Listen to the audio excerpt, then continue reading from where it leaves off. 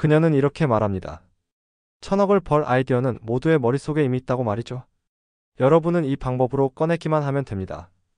세계에서 가장 영향력 있는 백인 그리고 세계 최초 여성 억만장자. 이런 놀라운 타이틀을 가진 사라 블레이클리. 심지어 그녀의 성공은 투자자 없이 자신의 힘으로만 이룬 진정한 자수성가입니다. 다른 억만장자들은 자신의 회사를 상장하거나 혹은 대기업을 매각하며 부자가 되었지만 사라는 자신이 만든 기업인 스팽크스를 매각하지도 상장하지도 않고 100% 지분을 가진 상태로 억만장자가 되었습니다. 그리고 그녀는 수많은 인터뷰에서 이렇게 말했죠. 제 성공은 아주 작은 아이디어로부터 시작됐습니다. 그리고 1000억을 버는 사업은 모두의 머릿속에 있어요. 이런 말을 남긴 사라 블레이클리. 그리고 역시나 그녀의 엄청난 성공 뒤에는 이 문장을 대변하는 그 누구도 생각지 못했던 놀라운 인사이트가 있었습니다. 이번 영상에선 그런 억만장자 사라 블레이클리의 짧은 스토리와 인사이트를 여러분과 함께 나눠보려고 합니다. 사라 블레이클리는 자신의 어린 시절을 이렇게 회상합니다. 저는 항상 실패를 찾으며 살아왔습니다. 아버지는 저와 제 남동생이 어릴 때부터 매주 어떤 실패를 했는지 물어보셨고 아무 실패를 하지 않았다면 저희에게 실망을 하셨죠. 그렇게 저는 항상 실패를 찾아 나서야 했습니다. 이런 아버지의 교육은 실패에 대한 그녀의 감정을 바꿨습니다. 오히려 실패를 찾기 위해 노력했고 그 실패로 아버지의 관심을 받을 수 있었으니까요. 그러던 16살 충격적인 사건들이 연달아 그녀에게 일어나게 됩니다. 가장 친한 친구가 자전거 사고로 세상을 떠났고 그녀의 부모님은 이혼을 하시게 되죠. 사라는 당시 상황을 이렇게 말합니다. 가장 힘들었던 시기였지만 그 위기는 저를 더 단단하게 만들었습니다. 아버지가 집을 떠나시며 저에게 한 테이프를 주셨어요. 그리고 그 테이프는 웨인 다이어의 How to be a Normal Person이었죠. 테이프를 저에게 주시며 이런 말을 하셨죠. 사랑하는 딸아, 내 생에 가장 아쉬운 것 중 하나가 이 테이프를 너의 나이대가 아니라 40이 넘어서 알게 된 거란다. 아버지는 이런 말을 저에게 하시고서 떠나셨어요. 그렇게 아버지를 그리워하며 듣게 된 테이프, 그 속엔 심상화, 끌어당김의 법칙, 남들의 의견을 신경 쓰지 않는 법, 그리고 실패를 두려워하지 않는 법 등이 담겨 있었습니다. 그렇게 그 테이프는 저에게 이런 질문을 하게 만들었죠. 세상 사람들은 나에게 무슨 생각을 해야 할지는 말해줬지만 어떻게 생각해야 하는지는 알려주지 않는구나. 그리고 그 순간이 제 인생을 바꿨습니다. 이 모든 배움을 그녀는 한 문장으로 이렇게 표현했습니다. 마인드 이즈 에브리싱. 올바른 마인드셋, 생각 방식이 전부다. 그렇게 그녀는 너무도 소중한 인사이트를 얻었죠. 물론 지금은 다양한 플랫폼을 통해서 이런 인사이트를 쉽게 얻을 수 있지만 그때는 아니었습니다. 이렇게 말하는 사라, 그녀는 자신의 생각을 통제할 수 있는 건 자기 자신이라는 부분을 명확히 알게 됐어요. 하지만 그녀의 인생은 바로 풀리진 않았습니다.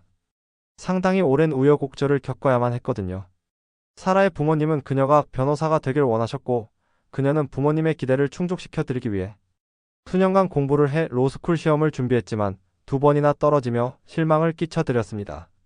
그리곤 이곳저곳 아르바이트를 전전하다가 그녀는 당시 유행했던 팩스 기계를 가정집에 파는 방문 판매원이 되고 말죠. 때론 스탠드업 코미디를 하며 부족한 돈을 벌기도 했어요. 사라는 그때 그 경험을 이렇게 말합니다. 정말 너무도 많은 거절을 마주했습니다. 어떤 사람은 눈앞에서 제 명함을 찢어버렸고 소리를 치며 저를 쫓아내는 사람들도 있었죠.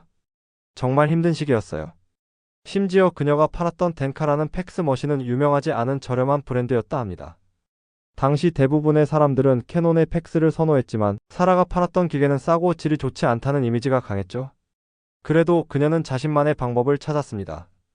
오히려 제품의 가격을 캐논보다 더 높게 책정했고 사람들은 모두가 선호하는 캐논보다 높은 가격인 덴카 팩스에 궁금증을 가지기 시작했거든요.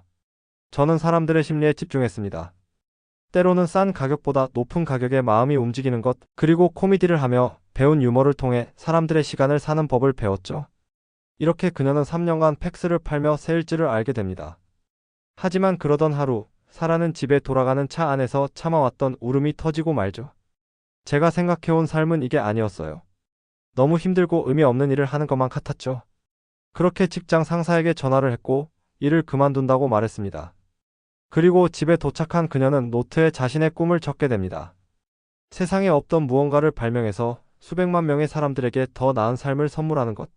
하지만 역시나 인생은 바로 바뀌지 않았습니다. 할 수 있는 게 없던 그녀는 계속 팩스 머신을 팔았고 그 와중 인생을 바꿀 그 순간을 찾으려 노력합니다. 그렇게 또다시 2년이란 긴 시간이 지났고 드디어 인생을 바꿀 그 아이디어가 그녀를 찾아옵니다.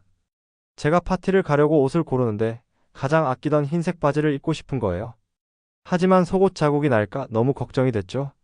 그러다 제 머릿속을 스쳐간 아이디어. 속옷이 아닌 스타킹을 잘라서 입으면 어떨까? 그렇게 저는 스타킹을 무릎 위로 자른 후 그 위에 흰 바지를 입었고 속옷 자국은 하나도 보이지 않았어요. 그렇게 그녀는 자신이 처한 문제의 해결책을 찾았습니다. 그리고 그 아이디어를 비밀리 행동에 옮겼죠. 무려 2년이라는 시간 동안 말이에요. 그녀는 말해요. 저는 팩스머신을 팔면서 매일 저녁과 주말을 바쳐 SPANX 만들기에 투자했습니다. 그 누구에게도 제 아이디어를 말하지 않았어요. 그리고 그 이유는 바로 이겁니다. 사람들은 남들의 생각 혹은 아이디어를 듣고 그게 될까? 그 생각은 별로인 것 같네. 다시 생각해봐 이런. 부정적인 의견을 의도치 않게 말하곤 합니다. 그리고 저는 제 아이디어가 왜 좋은지 변명과 이유를 만들기에 바빠지고 그렇게 엄청난 시간이 낭비되는 거예요. 그리고 제 자신감은 줄어들겠죠. 하지만 전 그 아이디어를 혼자 생각했고 그러다 보니 변명이나 이유를 만들기보다 어떻게 하면 더 나아질지 제 아이디어를 발전시키는데 쏟는 시간으로 가득 찼습니다. 그렇게 그녀는 무려 2년간 혼자 준비하며 자신이 자른 스타킹 디자인을 바꿔갔고 도서관에서 밤을 새며 자신의 아이디어를 특허청에 등록도 했어요. 그리고 무려 7년간 팩스를 팔며 모은 돈 500만 원을 투자해 SPANX 사업을 시작합니다. 그 시작을 그녀는 이렇게 기억하죠. 방문 판매원이었던 7년의 경험이 큰 도움이 됐습니다. 저는 방문 판매를 할 때처럼 수백 통의 전화를 했고 딱 15분이면 된다고 설득했어요. 니먼 마커스라는 큰 백화점의 바이어를 만나서는 제가 직접 SPANX 제품을 입어보고 또 그녀에게 입혀보며 판매를 했죠. 제가 20대를 바친 7년의 경험은 바이어들이 제게 준 15분을 1초도 낭비하지 않도록 만들었습니다. 이외에도 그녀는 자신의 제품이 입점한 매장을 직접 발로 뛰며 사람들에게 잘 보일 수 있도록 제품이 진열된 위치를 바꾸기도 하고 고객들과 대화를 하며 고충을 듣기도 했습니다. 그리고 그런 그녀의 태도와 노력에 힘입어 스펜스라는 브랜드는 무려 16년간 광고 한 번 없이 고객들의 입소문에 의해 퍼져나갔고 50개국에 판매되며 엄청난 성공을 이루게 됩니다. 현재 그녀의 순자산은 2조가 넘습니다. 사라는 말해요. 저는 비즈니스 스쿨을 다니지도 않았고 리테일이나 패션을 배운 적도 없습니다. 스펜스는 단지 제가 가진 문제점을 가지고 그것으로부터 시작했어요. 내가 만족하지 못해서 항상 불만 있던 그 부분을 해결한 것뿐이죠. 그리고 누구나 이런 생각은 할 수 있고 그 아이디어는 1000억을 버는 사업이 될 수 있어요. 심지어 저의 아이디어는 이미 존재하는 상품에 약간의 변화를 주며 시작됐습니다. 바로 이 부분이 그녀의 첫 번째 비밀입니다. 내가 만족하지 못하고 불만을 가져온 부분에 대한 해결책을 제시하며 시작하는 아이디어. 그리고 그녀에겐 1000억짜리 아이디어를 찾는 그런 간단하지만 특별한 과정이 있다고 말합니다. 저는 항상 어딘가 비어있는 부분을 보려 합니다. 익숙함, 당연함 속에서 무언가를 관찰하려고 하죠. 뭘 보든지 진화, 발전되지 않는 물건은 무엇이고 그 이유가 무엇인지를 찾아보세요. 우리가 사는 지금 세상에는 빠르고 지속적으로 변화하고 발전하는 것이 많지만 때론 수많은 것들이 바뀌지 않고 있고 사람들은 그것에 집중하지 않고 있습니다. 그래서 저는 그런 부분을 찾기 위해 제 자신에게 이런 질문을 하고 해요. 저 책상은 왜 저렇게 생겼을까? 저 디자인은 언제 만들어졌을까? 저게 가장 효율적이고 최고의 디자인일까? 아니면 뭔가 다르게 바꿔볼 수 있을까? 사라는 이런 한 줄의 아이디어를 항상 생각하고 자신의 이메일을 보내놓은 뒤 메모장에 정리를 한다고 합니다. 그리고 그녀의 비서는 그 아이디어들이 적힌 노트가 무려 99페이지가 된다고 말하기도 했죠. 그리고 실제로 이런 사소한 질문 습관은 천문학적인 부를 가져다 주었습니다. 심지어 SPANX를 남성 의류로 확장한 이유가 바로 이런 생각법 때문이었거든요. 제 자신에게 꾸준히 질문을 해 나가다 보니 이런 사실을 알게 됐어요. 남성 속옷이 발명된 때는 1918년, 그동안 변화가 하나도 없었다는 사실. 그런데 그 부분에 관심을 기울인 사람은 없었습니다.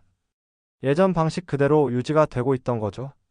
그래서 그 부분에 대한 피드백을 남동생과 남편에게 물었어요. 목이 잘 늘어나서 얼마 입지 못하거나 겉옷에 넣어 입을 때는 옷감이 많이 남아 불편하다. 그래서 저는 원단에 탄력이 좋은 섬유를 섞어 쉽게 늘어나지 않게 했고 더 슬림하게 제작해서 넣어 입을 때 여분의 옷감이 남지 않게 했죠. 또한 그녀는 화가 난 고객들로부터 답을 찾기도 했습니다.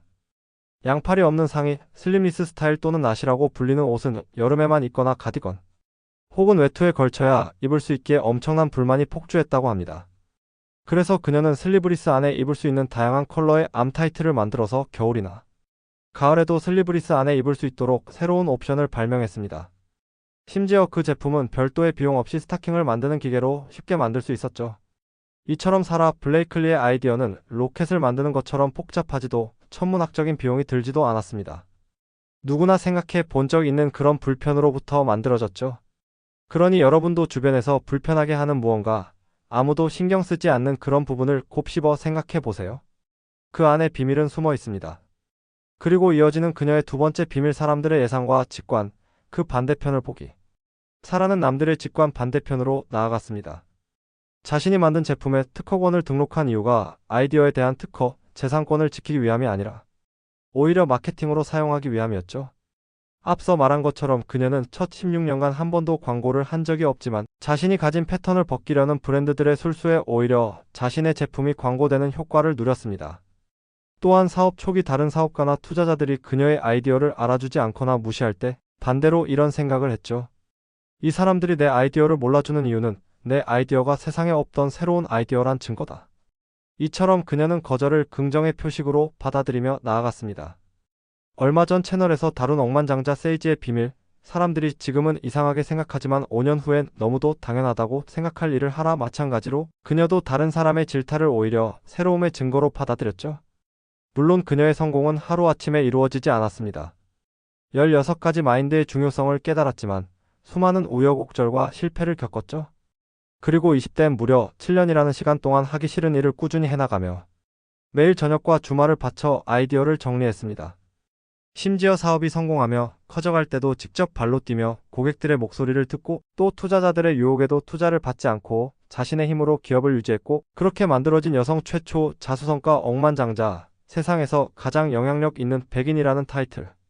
이런 사라 블레이클리 스토리를 듣는 많은 분들이 누구나 지나치는 당연함, 익숙함 속에서 셀 수 없이 많은 사람들에게 줄 가치를 찾고 또 지나가는 남들의 질타 혹은 비난 속에서 새로움과 성공의 증거를 찾아 나가시길 바랍니다. 잊지 마세요. 두려워해야 할 것은 천천히 가는 것이 아니라 멈추는 것입니다.